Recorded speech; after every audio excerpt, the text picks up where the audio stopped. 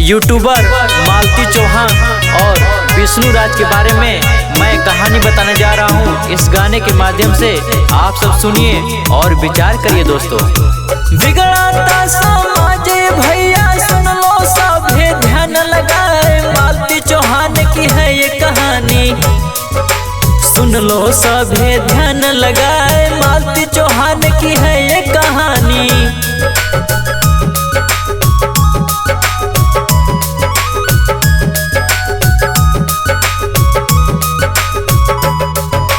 शहर खलीलाबाद गाँव काली जगदीशपुर कहा है, वहीं हुई थी उसकी शादी।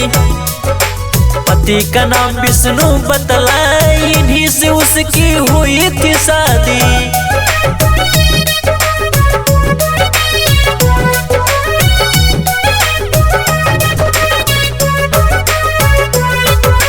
बहुत गरीबी था ये भैया, दोनों यूट्यूब चैनल बनाए, उसी पे काम करते थे दोनों। सोशल मीडिया पे नाम बनाए, हंसी खुशी दिन कट रहा था।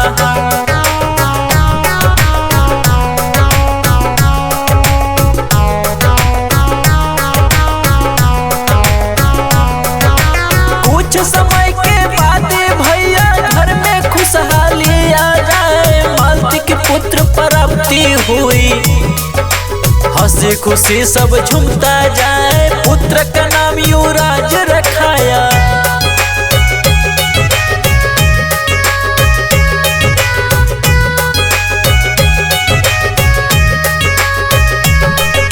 समय समय का बात है भैया, पता नहीं कब क्या हो जाए। इसी बीच एक घटना हुआ, मालती ने लिया चक्कर चलाए, उसी के घर में रहता था युवक।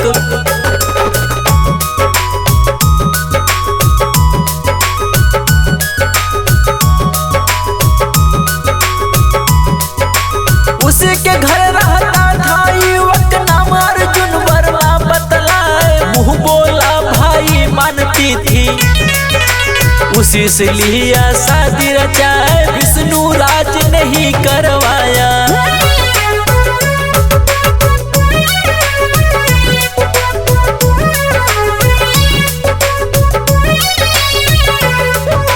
गजब के घटना है ये भैया, सुन लो सभे ध्यान लगाए। पति कराया पत्नी की शादी, मामला धीरे धीरे बढ़ता जाए, फैल गया सोशल मीडिया पे।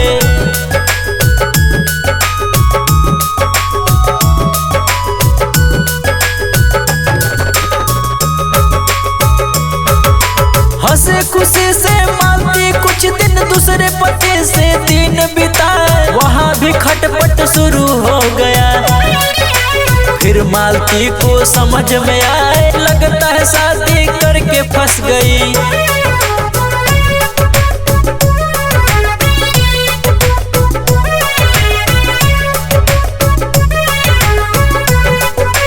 धीरे धीरे ये खबर भैया मीडिया में फैलता ही जाए, मालती को सब घेरने लगे। अब सवाल पे सवाल अब पूछते जाए, मीडिया लोग सब घेरने लगे। अब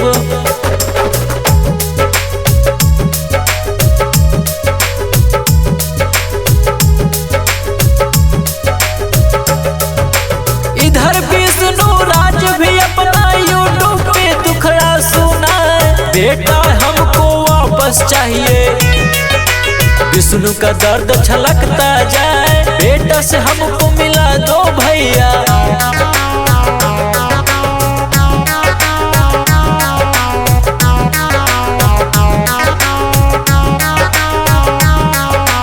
इधर मालती उधर विष्णु वीडियो में वीडियो डालता जाए, व्यूज का अब भरमार हो गया। मीडिया वाले भी घेरते जाए, व्यूज अब तो भरमार हो गया।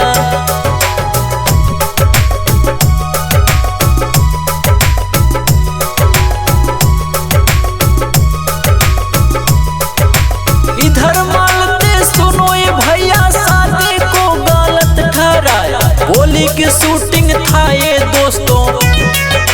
सब हमको दी बेवकूफ बनाए, बोली कि शूटिंग था ये भैया।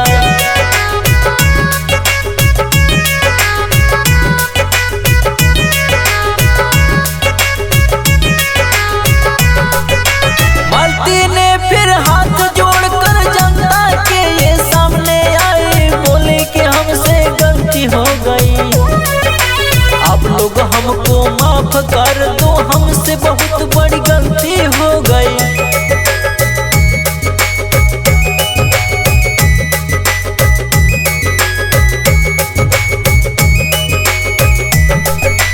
विष्णु राज ने मालती चौहान के बच्चा लेने घर को आए, मालती बोली हम भी चलेंगे।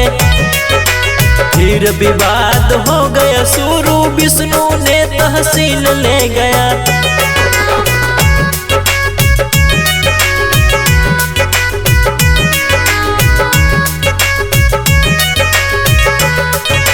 हंसी खुशी तहसील में भैया विष्णु मालती सुलह कराए, फिर विष्णु घर लेकर आया।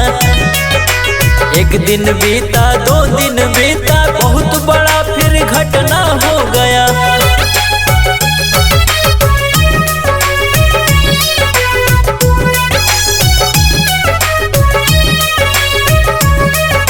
बहुत बड़ी है घटना भैया, मालती ने ली फांसी लगाए, पता चला पंखे से लटक गई। शक में विष्णु थाने आए, छानबीन खूब चल रहा है।